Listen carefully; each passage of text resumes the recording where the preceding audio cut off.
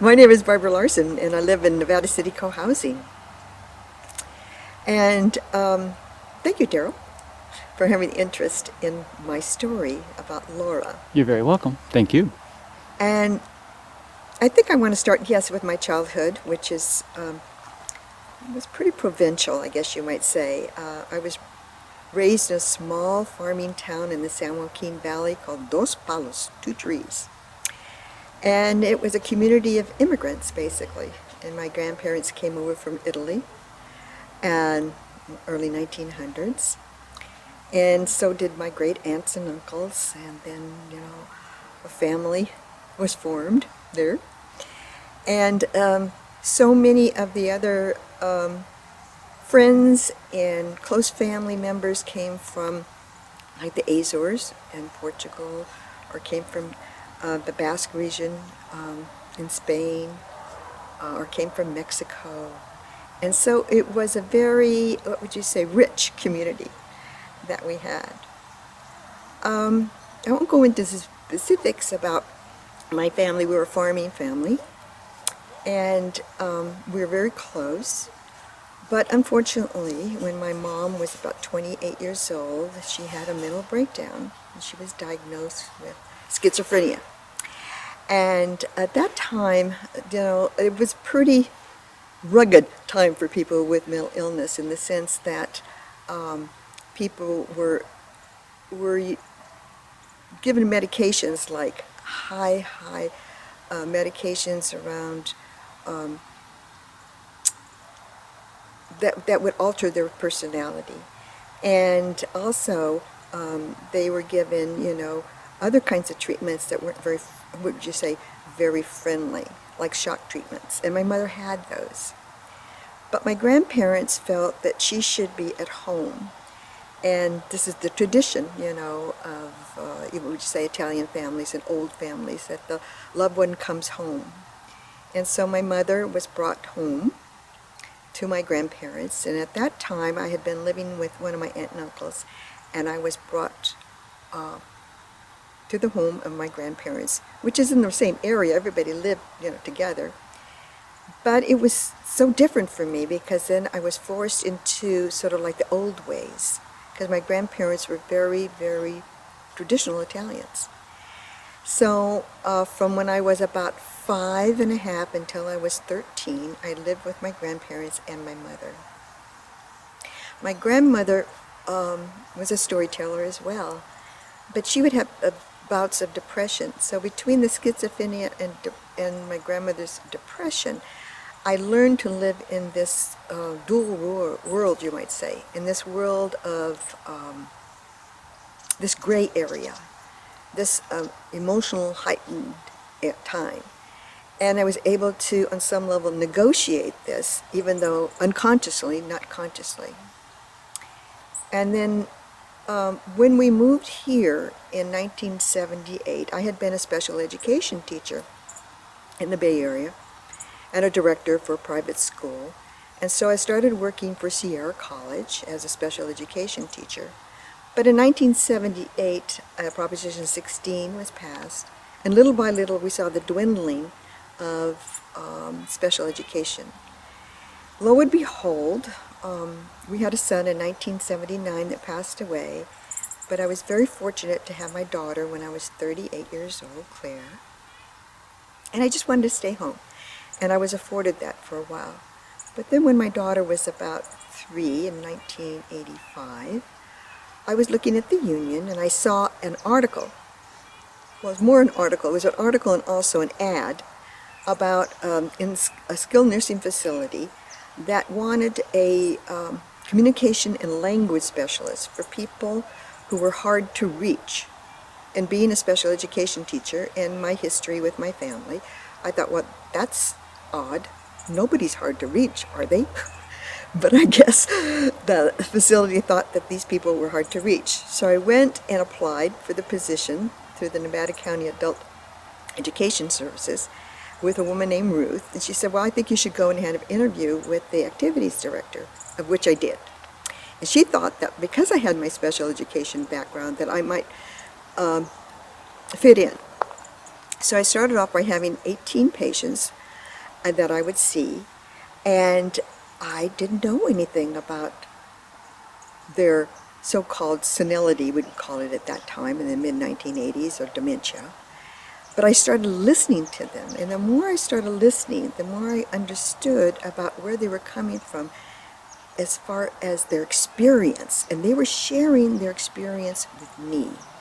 So I would have to wait, give them a dogmatic certainty, be patient, just sort of let my body sort of feel what was really going on a deeper level. And I learned a lot. And every time someone would pass away, I would get another patient. Well, lo and behold, one day, Ruth told me, she said, I have this patient. Her name is Laura. She was a beloved school teacher here in Nevada County. And but she's in the final stages of Alzheimer's disease, we think. We think she's in some kind of stage, but we don't know exactly what it is. And so here I was, I walk into the door, and there's Laura. She cannot give me eye contact. Her eyes are roaming all over the place. She cannot speak anymore. She just moans. She needs complete care. She's totally incompetent. She has to be fed. She cannot walk. She's moved from the bed to the jerry chair 2 or 3 times so she doesn't have sores in her body. And I'm thinking, oh my goodness, how am I going to communicate with her? But lo and behold, around that time, my spiritual teacher, his name is Stephen Levine. Stephen had worked with Kubler-Ross for a long time in death and dying, in that field of death and dying. And Stephen had written many books about death and dying. And when my son passed away, I felt that this was one person who really understood my grieving and my journey, because his words were always mercy, mercy. He was having a retreat in Santa Cruz, and a group of us decided to go. And so it was like a 4-day, very intense retreat. And he was wonderful, especially when he wanted to deal in the realm of anyone who had lost a child. He would have us do exercises, experiential exercises, through the Buddhist tradition. Well, one day he told a story about when he and Elizabeth were working together. They were working with some people who had been in a coma for a while. And they did a particular breath called the Ah breath. And when some of these people woke up, they said to Elizabeth and Stephen, I knew you were there. There was an ethereal chord that transcended, this world. And they said, I knew you were there. And so he had us do this Ah breath as just a way of connecting with ourselves or with someone who's sick or a friend or something like that. And then, of course, Laura crossed my mind. So at the intermission, we had one of the intermissions, I walked up to Stephen and I told him about Laura, and he, of course, said, try it. So when I get back to the skilled nursing facility, I started working with Laura and the Ah breath. And basically the Ah breath is pretty simple. You don't touch the person, but you sit in between what would you call the 3rd and 4th chakras, the power chakra and the heart chakra. And you don't touch the person. You are a conduit. And I started to just follow her inhale and her exhale. And when I felt comfortable, every time we would inhale together, when we exhaled, I would say, ah, ah, ah, the Ah breath.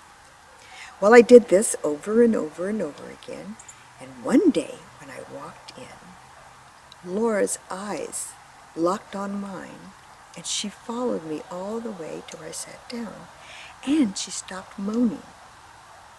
She was coming into her own body. She was being contained on some level by the Ah breath. Well, this went on and on and on and on. And one day, Laura was sitting in the jerry chair. And as you know, jerry chairs are big, and they have a big arm, so I could sit where the arm was and still be between the third and fourth chakra. And I started to do the opera. And after I was done, I just told Laura, I said, I'm going to be on vacation. This is what we're going to do. And this is how long I'll be gone. And I was telling her every little detail about the vacation.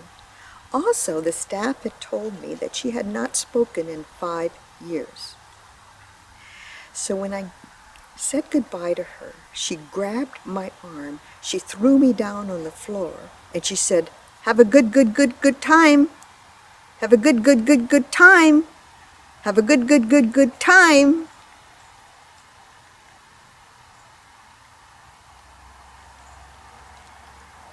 After the shock of what she said, I get up off the floor, I start crying, I run down the hall, get the director of nursing at that time, Catherine. She and I, were on the same page regarding some of the patients and understanding them.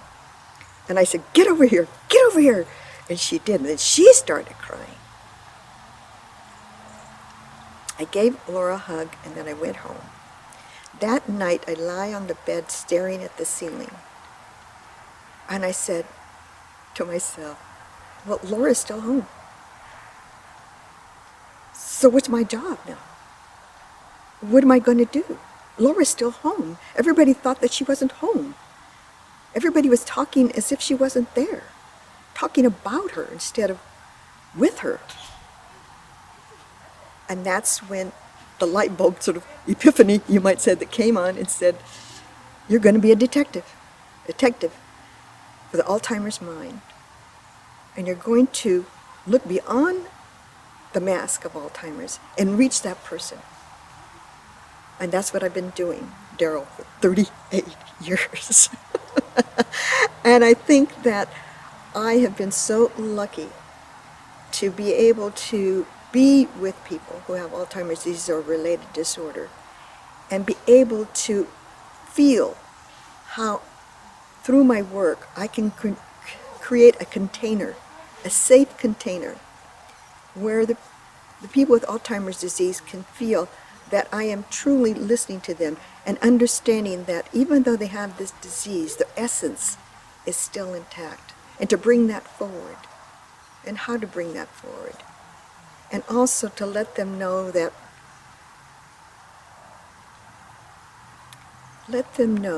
as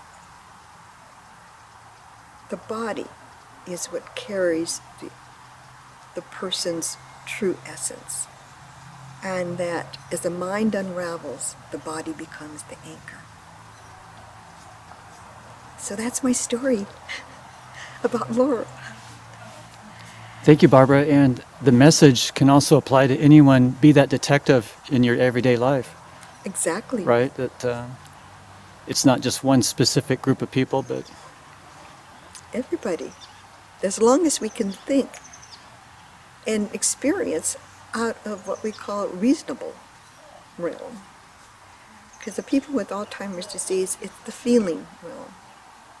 It's the feeling realm. They want to know that you're really paying attention to them, because they can pick up any energy that doesn't match what your words say. Thank you. Yeah. Thank you very much. You're welcome. Thank you, Daryl.